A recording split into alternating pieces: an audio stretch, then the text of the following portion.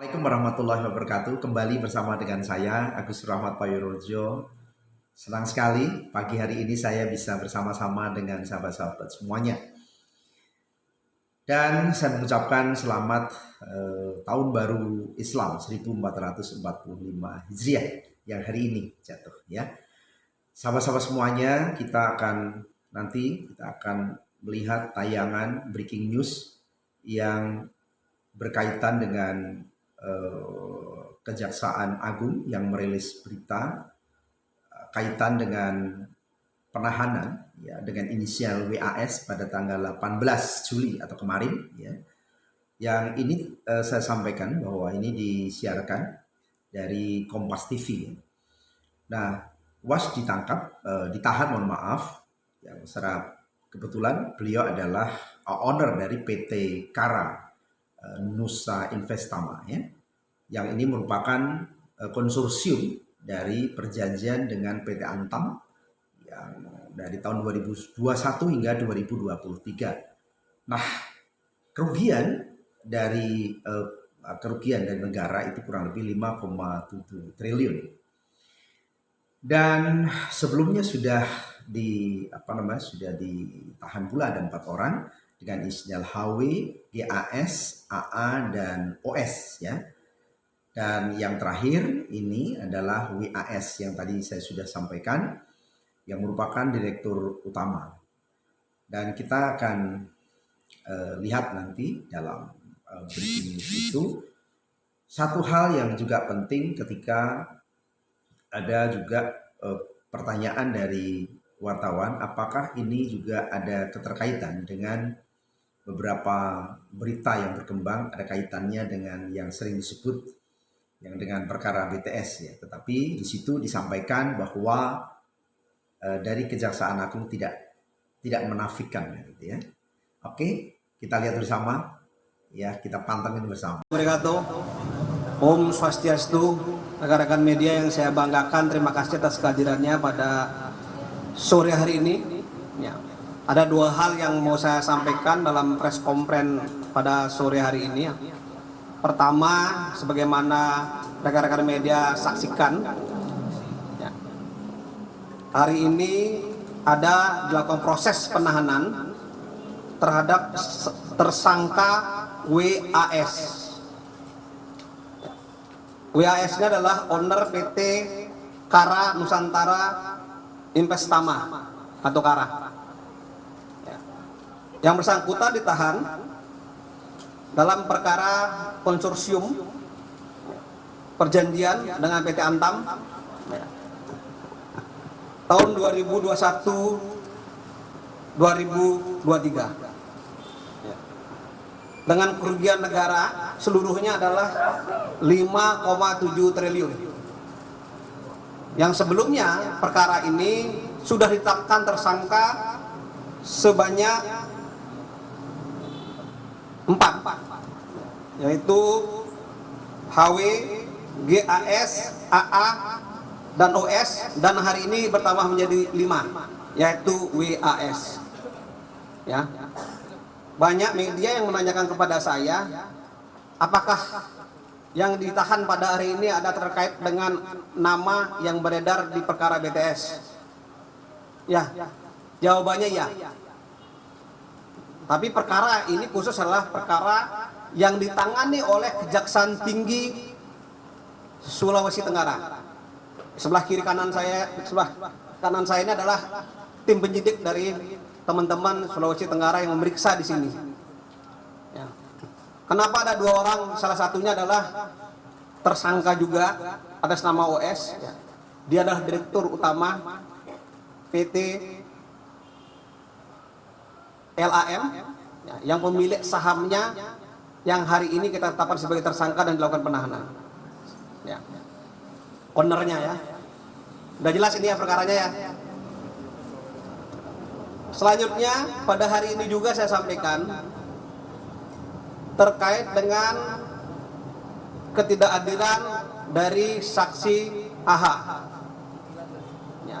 Kita tunggu sampai jam 6 lewat. Beliau tidak hadir dan tidak memberikan konfirmasi alasan mengenai tidak kehadirannya, sehingga kami tim penyidik Jampistus Kejaksaan Agung akan melakukan pemanggilan kepada yang bersangkutan pada hari Senin tanggal 24 Juli 2023. Ya. Kemudian terkait dengan penanganan CPO akan kami sampaikan mengenai perkembangannya, bahwa sampai saat ini tim penyidik Jampistus sudah memeriksa 17 saksi terhadap 3 tersangka konsorsium yang sudah ditetapkan sebelumnya. Kemudian telah melakukan serangkaian penggeledahan dan penyitaan di 7 tempat. Saya bacakan. Ini penggeledahan tambahan dari penggeledahan sebelumnya yang sudah mempunyai kekuatan hukum tetap, ya. Yaitu 1, kantor PT WNI dan PT MNA yang terletak di gedung BNG Tower lantai 7, Jalan Putri Hijau nomor 10, Kota Medan. 2, kantor PHG yang terletak di Jalan Iskandar Muda nomor 107, Kota Medan, Provinsi Sumatera Utara. Nomor 3, kantor PT PAS yang terletak di Jalan Platina 3A, lingkungan 16, Kelurahan Titipapan, Kecamatan Medan, Deli, Kota Medan. Yang kelima, kantor PT ABP yang terletak di Jalan Petran, nomor 216, Belawan 1, Medan, Belawan. Yang nomor 6, kantor PHG yang terletak di Jalan Iskandar Muda nomor 107, Babura, Kecamatan Medan Baru, Kota Medan, Provinsi Sumatera Utara. Nomor 7, kantor Bank BCA, cabang utama Medan, yang terletak di Jalan Pangeran Diponegoro, nomor 15 Medan, Provinsi Sumatera Utara. Jadi ada 7 kantor tempat yang sudah dilakukan penggeledahan dan penyitaan. Tim penyidik juga telah melakukan penyitaan terhadap 56 unit kapal milik PT PPK, 15 milik PT PSLS, dan 15 milik PT BBI, 1 unit Airbus helikopter Deutschland MBB BK 117 D2 pemiliknya PT PAS, dan 1 unit pesawat Cessna 560 XL milik PT PAS. Selain itu juga penyidik telah melakukan serangkaian kegiatan pemblokiran untuk tidak memberikan pelayanan penerbangan terhadap 1 unit helikopter jenis BELL 429 nomor register 2949, nomor pendaftaran PC PK CLP nomor 57038 milik PT MAN, dan 1 unit helikopter jenis EC 130 T2 nomor register 3460 nomor pendaftaran PK CFR nomor seri 778 milik PT MAN. Dan yang ketiga, sebagai bonus press conference hari ini, perkembangan penanganan perkara BTS Bakti Kominfo. Hari ini juga kita melakukan 2 orang saksi yang diperiksa atas nama TSB dan BAY. Ini dua-duanya orang swasta. Ya. Dan perkara ini tidak lama lagi akan dilakukan tahap 1 kepada penuntut umum. Ya, artinya masih dalam proses penyidikan. Dan sebentar lagi akan dilaksanakan proses pra penuntutan. Sekian dan terima kasih. Silakan rekan-rekan media, ada yang mengajukan pertanyaan.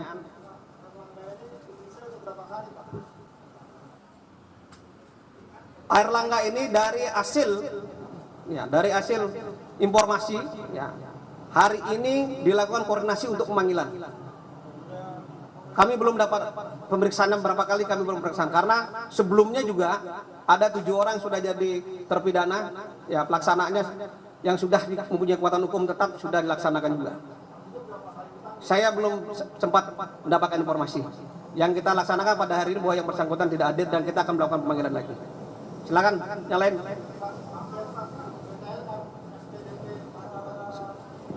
Satu-satu. Izin Pak, Pak Ketut menyinggung juga terkait pemeriksaan dari AH. Apa betul sebelumnya yang bersangkutan sudah dipanggil dan tidak menghadiri pemeriksaannya juga, dan terkait pemeriksaan di Senin depan gitu kan. Hari ini kan sebenarnya kalau dari pernyataan sebelumnya yang bersangkutan menyatakan kesediaannya hadir jam 4, tapi kita tunggu sampai jam 6 tidak hadir. Nah, terus dari sikap Kejagung sendiri seperti apa Pak? Maksudnya apakah ada himbauan atau ancaman maksudnya untuk agar bersifat kooperatif kayak gitu, itu yang pertama. Terus yang kedua terkait pemeriksaan AH ini apakah berkaitan dengan terdakwa Lin Chen Wei yang merupakan disebut sebagai tim asistensi dari Menko Perekonomian yang Pak Airlangga Hartarto itu sendiri Pak? Baik. Bahwa tadi sudah saya sampaikan yang bersangkutan karena hari ini tidak hadir, ya, maka penyidik nanti pada hari Kamis akan mengirimkan surat panggilan kembali untuk dipanggil hari Senin tanggal 24 Juli 2023. Harapan kami hadir. Harapan kami semua warga negara patuh hukum. Ya. Kemudian terkait dengan pertanyaan yang kedua, apakah ini terkait dengan perkara BTS? Ya, pemanggilannya belum. Bukan yang terkait perkara CPO yang terdakwa Lin Chen Wei yang disebut tim Oh, ya. asistensi Menko Ya. Perekonomian. Bahwa yang bersangkutan dipanggil sekali lagi atas nama sebagai tersangkanya korporasi, yang 3 korporasi itu. Ya, kalau yang ICW kan sudah lewat ya. Jadi nggak perlu lagi dilakukan pemanggilan untuk atas nama terpidana, tapi ini khusus untuk pemeriksaan korporasi, tersangka korporasi. Silakan. Selamat sore Pak Ketut, saya Hedi dari Kumparan. Ini mau perjelas aja alasan pemanggilan Airlangga, karena opini publik itu jadinya bertanya kenapa Airlangga itu baru dipanggil sekarang pasca ditetapkan 3 korporasi sebagai tersangka. Kenapa kemudian tidak sebelumnya, padahal yang tersangka itu sudah menteri yang itu di bawah koordinasi dia dan dikaitkan sama yang Lin Chen Wei tadi itu. Itu yang pertama. Terus yang kedua, ini pertanyaan sekaligus terakhir. Tadi itu yang ditahan itu kan terkait BTS juga, yang tidak ditampilkan juga bahwa termasuk nama-nama yang berseliweran terkait BTS. Nah, ini mau bertanya juga soal nama lain Pak, yang Nistra itu, karena kemarin kuasa hukum Windy Purnama itu tidak menampik bahwa Nistra ini salah satu nama yang masuk di dalam pemeriksaan BTS itu. Nah, apakah nama itu akan ditelusuri oleh penyidik atau tidak? Terima kasih Pak Ketut. Terima kasih atas pertanyaannya. Pertanyaan yang kedua saya jawab. Untuk perkara BTS masih bergulir. Seperti biasa saya sampaikan pada teman-teman media, siapapun yang disebut akan kita telusuri sepanjang memenuhi alat bukti. Dan tentunya semua tergantung daripada penyidikan. Ya. Jadi penyidik punya kewenangan untuk memanggil. Dan kami akan rilis terus-menerus perkara ini, tidak ada yang kami tutupi. Kemudian untuk perkara kenapa baru dipanggil untuk CPO, ya kan? Karena berdasarkan putusan Mahkamah Agung, ya, beban kerugian ini diberikan kepada 3 korporasi ini, tidak dibebankan kepada para terpidana yang sudah mempunyai kekuatan hukum tetap. Ya, sehingga kami menggali dari sisi kebijakan yang dikeluarkan oleh yang bersangkutan nanti. Satu, menggali dari sisi evaluasi kebijakan. Ya, menggali dari sisi ya, pelaksanaan kebijakan. Ya, karena kebijakan ini sudah merugikan negara yang cukup signifikan menurut putusan Mahkamah Agung. Kurang lebih 6,7 kerugiannya. Ya. Ini yang kita gali. Jadi dari hasil putusan Mahkamah Agung inilah yang saya dalami dan kita dalami semua, sehingga menghasilkan saksi-saksi yang patut kita periksa pada hari ini. Nggak ada. Berkali-kali media menanyakan kepada saya, semua perkara di sini dianggap perkara yang politis. Ya, memang karena ini tahun politis, kami tidak menyangkal ya begini adanya. Ya, Dan kita juga sekaligus menyampaikan bahwa apa yang kita lakukan ini transparan, terbuka, dan objektif. Dan tentunya kita profesional. Ada lagi? Sebentar. Ya silakan, biar puas. Untuk SPDP Panji Gumilang, ya, status perkara Al Zaitun ini adalah masih statusnya sebagai terlapor. Ya, belum ada penetapan tersangka. Jadi inisialnya masih PG tadi. Ya, inisialnya banyak, salah satunya saya ingat PG. Ya, sebagai terlapor. Ya, kita menunggu SPDP baru terkait penetapan tersangka dan sekaligus kami menunggu berkas perkara yang dikirim oleh teman-teman penyidik. Itu urutannya ya. Kita tunggu aja nanti perkembangannya. Silakan. Ini kan Pak Erlangga kan hari Senin diperiksa kembali Pak. Jika nanti tidak hadir, apakah akan dilakukan jemput paksa Pak? Karena nggak kooperatif. Ini pertanyaannya yang mengintimidasi Kapus Penkum ini. Jadi begini ya. Pertanyaannya adalah kita tidak berandai-andai. Harapan jadi tim penyidik dan kami di Kejaksaan Agung harap hadir. Harapan kami adalah agar hadir. Ya, karena pemanggilan penyidikan itu adalah kewajiban. Kewajiban bagi semua yang dipanggil sebagai saksi adalah kewajiban. Ya, kewajiban hukum. Tidak ada alasan ya semestinya untuk menghindari panggilan. Silakan, satu pertanyaan lagi.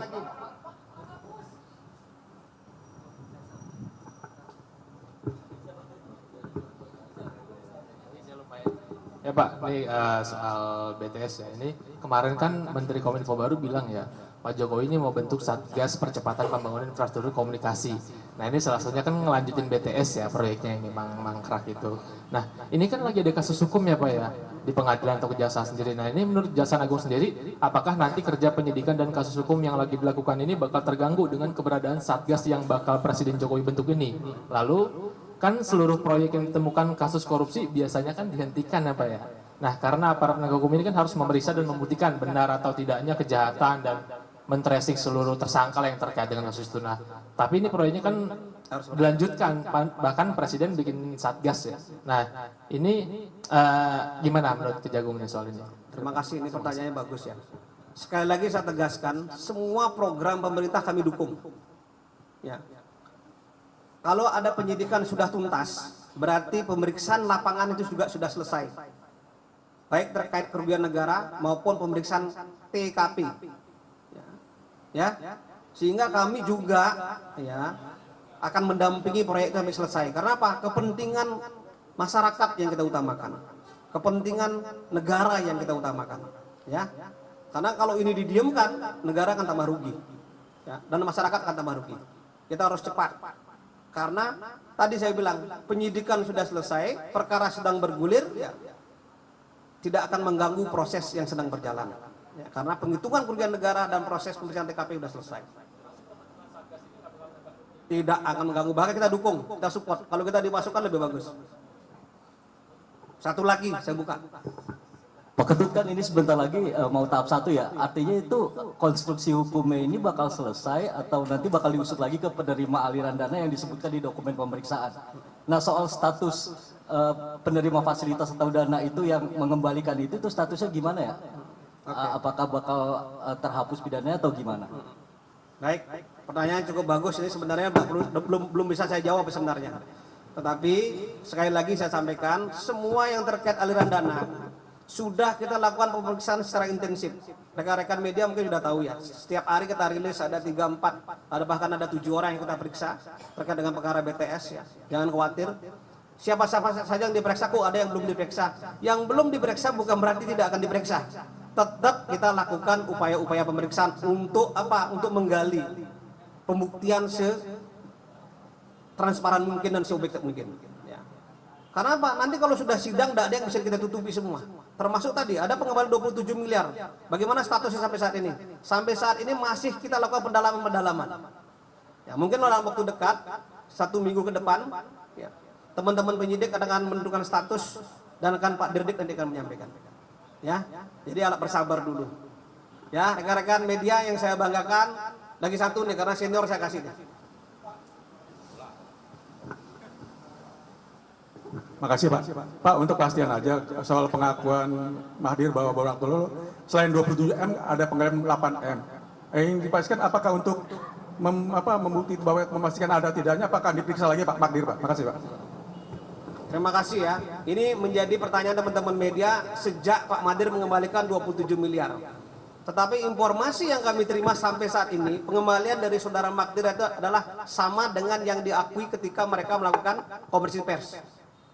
8 miliar itu belum saya ada informasi dari teman-teman penyidik.